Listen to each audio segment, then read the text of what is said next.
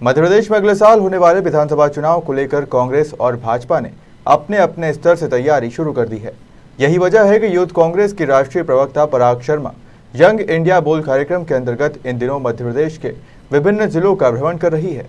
इसी क्रम में वे धार जिले के बदनावर भी पहुंची, जहां हमारे बदनावर सहयोगी पवन वैष्णव ने यूथ कांग्रेस की राष्ट्रीय प्रवक्ता पराग शर्मा से खास चर्चा की।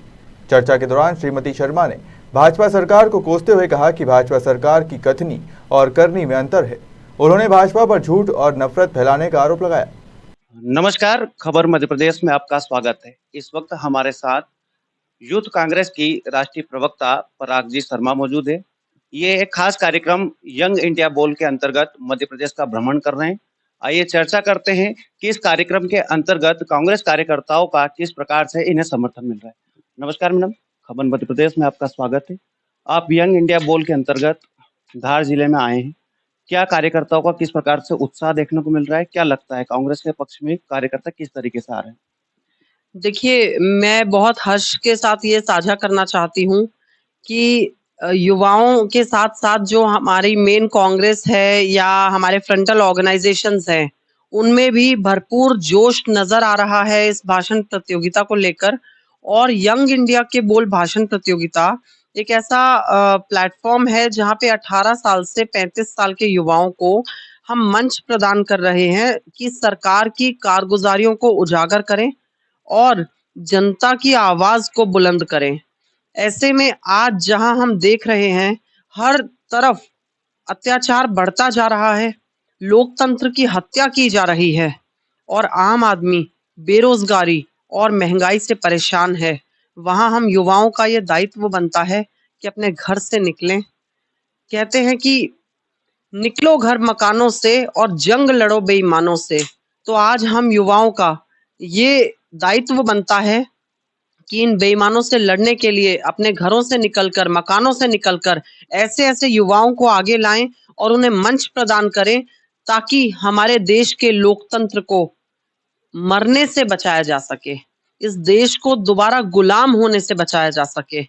इसी के तहत हम आमंत्रित करते हैं युवाओं और युवतियों को जिनकी उम्र 18 साल से 35 वर्ष की है कि आएं, एक गूगल फॉर्म के जरिए हमारे पास अपने आवेदन दें। हम आपको मंच प्रदान करेंगे और जिला स्तर से लेके प्रदेश और प्रदेश से लेकर राष्ट्रीय स्तर के प्रवक्ता बनने का मौका देंगे। धन्यवाद। दूसरा सीजन चल रहा है। पहले जो प्रोग्राम हुआ था आपका पहला भाग, उसमें कहाँ तक सफल हुआ था आपका कार्यक्रम?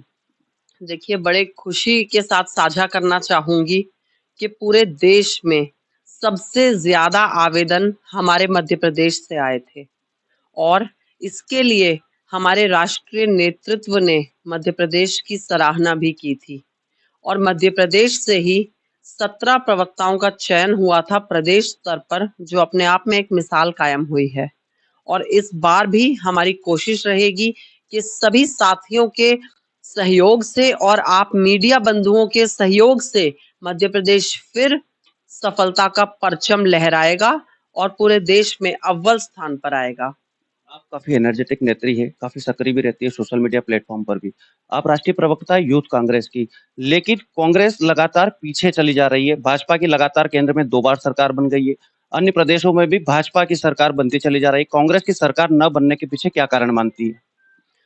देखिए, सबसे बड़ी बात है कि कांग्रेस एक बहुत बड़ा परिवार है और आज देश में नफरत की राजनीति को, झूठ की राजनीति को फैलाया जा रहा है। आप देखिए, लोग वही हैं, लेकिन बरगला कर उन्हें अपनी तरफ कर झूठ और नफरत फूट फैलाकर आज हिंदू और मुस्लिम को लड़ाया जा रहा है धर्म के नाम पर।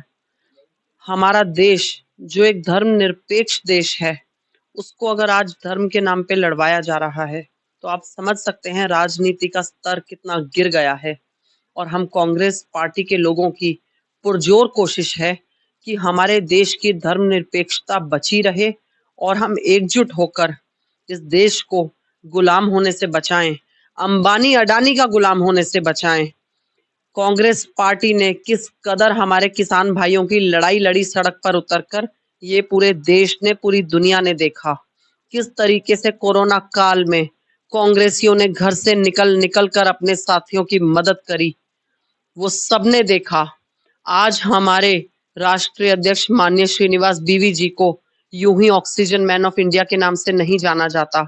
आप मीडिया के बंधु इस बात को हमसे बेहतर जानते हैं, क्योंकि हमने तो अपने अपने इलाकों में काम करा, मगर आपकी न्यूज ने पूरे देश, पूरी दुनिया में उनका नाम किया। तो मैं समझती हूँ कांग्रेस पार्टी ने सच की लड़ाई लड़ी है। हमने स्वतंत्रता संग्राम में अपने लोगों का बलिदान देखा है, तो हम समझ सकते हैं कि इस देश को हमने आजादी कैसे दिलवाई है और उस आजादी की हम कद्र करते हैं, उसकी कीमत हम जानते हैं। ये भाजपा वाले आज झूठ फैला सकते हैं, मगर सवाल फिर यही उठता है, ये नफरत की सियासत आखिर कितने दिन की मेहमान है? ये हम भी देखेंगे और ये भाजपा वाले भी देखेंगे। धन्यवाद। आप मध्य प्रदेश के मीडिया विभाग के प्रभारी हैं, लेकिन अभी वर्तमान में आप धार जिले में आई है। आपका ध्यान आकर्षण करवाना चाहूंगा मध्य प्रदेश के खरगोन की ओर, जहां पर हाल ही में दंगे हुए हैं, सांप्रदायिक दंगे। भाजपा उसका पूरा श्रेय लेने का प्रयास कर रही है। वो उनका कहना है कि दंगाइयों पर कार्रवाई होगी, लेकिन कांग्रेस इससे कन्नी काटते हुए नजर आती है। उस दंगों पर कांग्रेस कुछ भी कहने से परहेज क्यों करती है? देखिए, बड़े दुख के साथ एक बात साझा करना चाहूंगी कि मध्य प्रदेश में संवैधानिक तरीके से बनी हुई सरकार को जिस तरीके से खरीद फरोख्त करके भारतीय जनता पार्टी ने अपनी सरकार बनाई, ये लोकतंत्र की हत्या का जीता जागता सबूत है। जनता के का जो फैसला था, ये उसके ऊपर कुठाराघात है। मैं समझती हूं आज कहीं भी दो पक्षों में झगड़ा हो जाए तो भारतीय जनता पार्टी के लोग वहां हिंदू मुसलमान का कार्ड खेलने लगते हैं, और यही धर्मनिरपेक्षता पर सीधी चोट है। आज हमारी कोशिश होनी चाहिए कि भाईचारे को बढ़ाया जाए, हिंदू मुसलमान एकता को दिखाया जाए। ये हमारे देश के नेताओं की जिम्मेदारी है। आज हम सवाल करते हैं देश के प्रधानमंत्री से, देश के गृह मंत्री से, कि आप क्यों नहीं अमन और शांति की अपील करते जनता से। आज आपकी जिम्मेदारी है कि अगर खरगोन जैसे जगह पे इस तरह की बातें हो रही हैं, तो वहां आप हिंदू मुस्लिम एकता की मिसाल दीजिए, उनका फैसला करवाइए, उनको जिम्मेदारी दीजिए कि वो अमन और शांति फैलाएं। मैं देख रही हूं कि एक व्यक्ति जिनके दोनों हाथ नहीं हैं, उनको अक्यूज बना दिया गया है। जो लोग उस दंगे से पहले जेल में बंद थे, उनके नाम पर एफआईआर दर्ज हो जाती है। तो सवाल ये उठता है कि कानून व्यवस्था कहां गई है आखिर? मध्य प्रदेश की कानून व्यवस्था पूरी तरीके से चरमरा चुकी है, और मैं तो ये समझती हूं कि इसके बाद माननीय मुख्यमंत्री शिवराज सिंह चौहान जी को इस्तीफा दे देना चाहिए, क्योंकि मध्य प्रदेश देश का एक ऐसा राज्य है जहां कांग्रेस की सरकार बनती है, मगर इन्होंने खरीद फरोख्त करके असंवैधानिक तरीके से लोकतंत्र की हत्या करते हुए सरकार तो बना ली, मगर उसको चलाने में पूरी तरीके से विफल हुए हैं। और खरगोन जैसी घटनाएं बेहद दुखद हैं और हिंदू मुस्लिम भाईचारे पर एक धब्बा है, जिनको हम कांग्रेसी कभी बर्दाश्त नहीं करेंगे। धन्यवाद। महंगाई अपने चरम सीमा पर है। पेट्रोल 120 हो चुका है, डीजल 101 के ऊपर जा चुका है, घरेलू गैस सिलेंडर 1000 के लगभग हो चुका है। उसके बाद भी विपक्ष की जो सक्रियता नजर आनी चाहिए वो कोई दिखाई नहीं दे रही। जब भाजपा विपक्ष में थी, 70 का पेट्रोल था, तब भाजपा बहुत ही ज्यादा उग्र थी, लेकिन आज कांग्रेस विपक्ष की भूमिका निभाने में असमर्थ क्यों है? देखिए, आज कांग्रेस पार्टी चाहे स्पीक अप इंडिया कैंपेन हो, चाहे महंगाई से देश को बचाओ, और कितने ही हमारे स्पीक अप कैंपेन्स चलते हैं, उनके लिए हमारे प्रवक्ता, हमारे नेता, हमारे पदाधिकारी, हमारे कार्यकर्ता सब लोग आवाज बुलंद कर रहे हैं। हम लोगों ने दिल्ली से लेके सब राज्यों में यहाँ पे महंगाई के खिलाफ सड़कों पर आंदोलन किया है, हमने ज्ञापन सौंपे हैं, हमने विरोध प्रदर्शन करे हैं, मगर जब सत्ता में बैठे लोग अंधे और बहरे हो जाएं, तो आप समझ लीजिए इस देश का बंटाधार होने से कोई नहीं रोक सकता।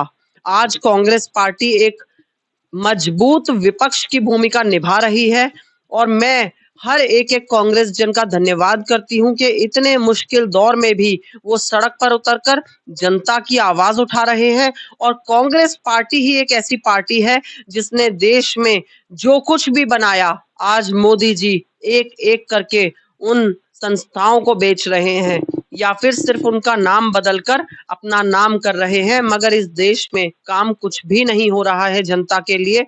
और ये जनता है, सब जानती है, समय आने पर सही फैसले जनता जरूर करेगी। भाजपा करती कम है, बोलती ज्यादा है, ऐसा सब लोग कहते हैं।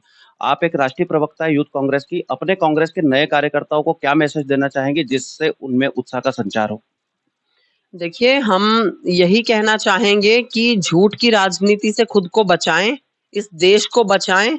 ये देश हमारा और आपका है, ये किसी की बपौती नहीं है। और दूसरी बात ये है कि जब हम भारतीय युवा कांग्रेस के युवा और युवती सड़कों पर उतर आए हैं अपने घर परिवारों को छोड़कर, तो समझ लीजिए एक ऐसे आंदोलन की शुरुआत हो गई है कि आज का युवा घर से बाहर निकलकर अपनी आवाज बुलंद करके लोकतंत्र को बचाएगा, इस देश को बचाएगा, इस देश के भविष्य को बचाएगा। तो आइए, यंग इंडिया के बोल का हिस्सा बनिए, भाषण प्रतियोगिता में शामिल होकर इस देश के खिलाफ रची जा रही साजिशों को उजागर कीजिए और इस देश के लोगों को जगाइए। धन्यवाद। ये थे हमारे साथ भारतीय राष्ट्रीय यूथ कांग्रेस की राष्ट्रीय प्रवक्ता पराग शर्मा जी, जिन्होंने बताया कि निरंतर हम यंग इंडिया बोल कार्यक्रम के अंतर्गत विभिन्न जिलों में भ्रमण कर रहे हैं और युवा युवतियों को जोड़ने का काम कर रहे हैं। कैमरा पर्सन योगेश बैरागी के साथ बदनावर से पवन वैष्णव।